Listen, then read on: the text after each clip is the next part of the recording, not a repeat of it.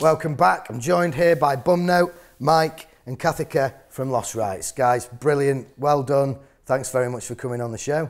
Kathika, tell us about, because you don't just play in Manchester, you're playing all over the country and getting out and about. Just got a tour bus, I believe. We have got a tour bus. I've only been in it once, and it worked, which was which was great. But it's wonderful. I can't wait to actually go on the road. Sort of half and half really, because there's me and 7 stinky boys in the van. And that's the plan, is it, next year, get out on the road, or are you going? Definitely. Yeah, we've already been confirmed for a couple of festivals, and then I think definitely try and hit up a bit of Europe. Yeah. We go down really well at festivals. We're a very festival friendly band. Yeah. Like we played Bombfest, Beat Herder, last year, and that went down an absolute treat. We had our tents were packed and people were falling out the edges. So hopefully we'll do the same, but bigger this coming year. How do you find the music circuit out there with all the pay to play and all that kind of stuff around? It's hard, isn't it? We don't do pay to play. We refuse to do it, and if we have done it, we give all the tickets away for free, and then we'll deal with the promoters afterwards. We pissed a few people off doing it, but at the end of the day, we've played to a packed house. Loads of people have drank, so they've made money. Yeah. And we've walked away with nothing. But we've put a good show on. But apart from that, we refuse to do pay to play. I think it's lazy promoters that don't actually promote the band. I don't know. So what's the plan for Lost Rights? What are you going to do with the 10 grand if you win it? Where's it going to go from here? We're working on a load of, 7 recordings at the moment. Mm. Yeah. So once we've got those up and running, it would be good to try and invest some money into getting those promoted, see if we can find some distribution for those as well. I think some of the smaller independent labels are good, man. I think they push what bands that we represent. I really like how Elbow have done it, the way they chivied away, they kept going and going and going, and then ultimately the music spoke for itself, didn't it? Yeah, absolutely. Well, let's have a look at your video. It's called Break Free, filmed here in the mansion. Heck of a party, so the viewers out there are going to get a chance to see a little bit about what a Lost Rights gig's about, because there's quite a good party scene going on in the whole thing. Let's take a look at it. It's Break Free.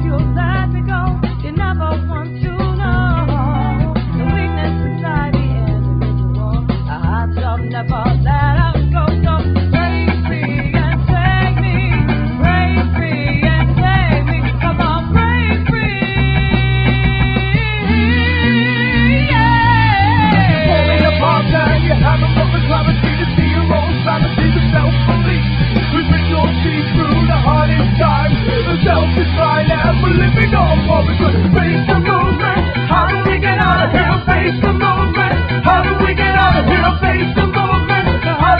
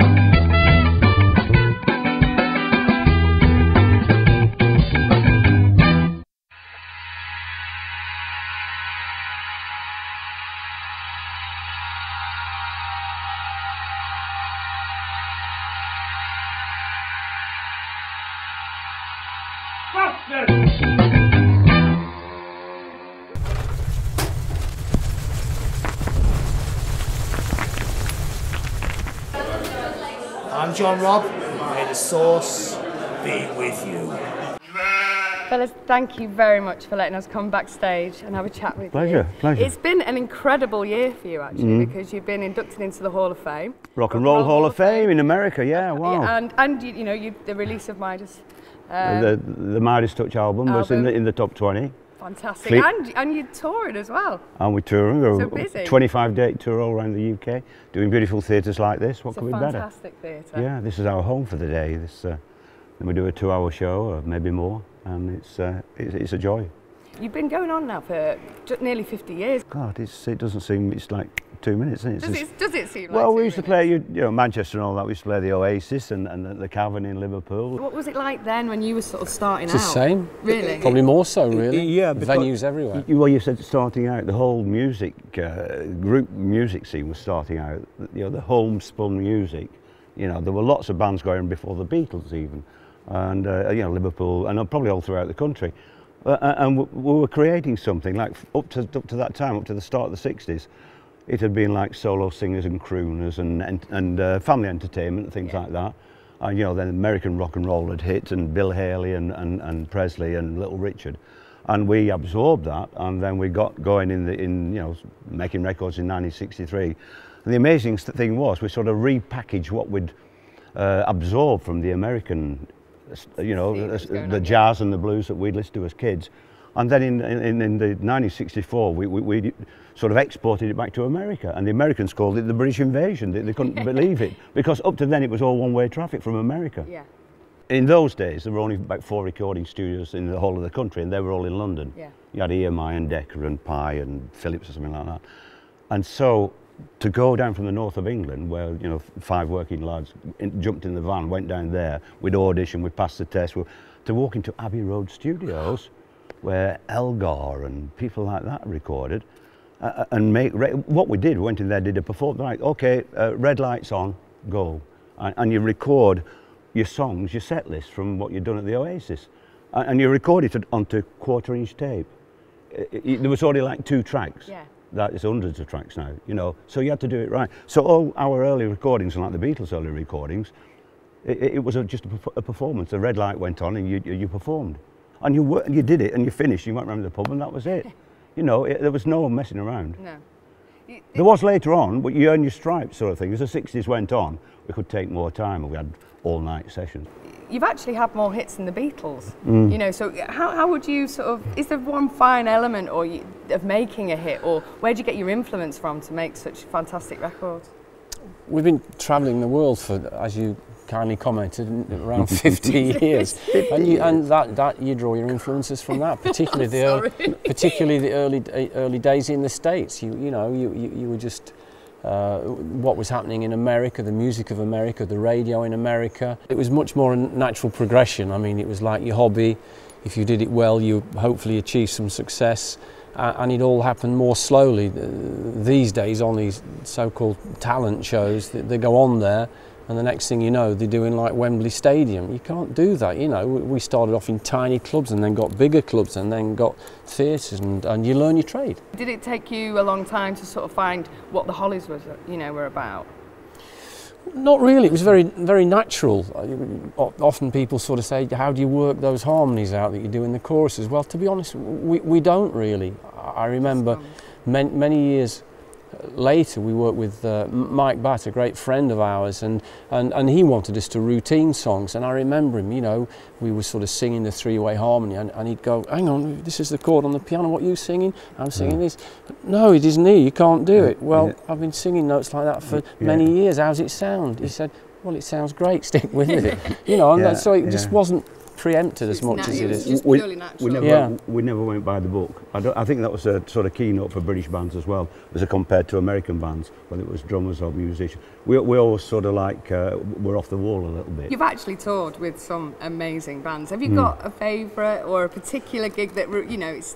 Well, little stories, like when we first went to the States and we played the Paramount Theatre in New York, we did 5 shows a day, and Little Richard was on that show.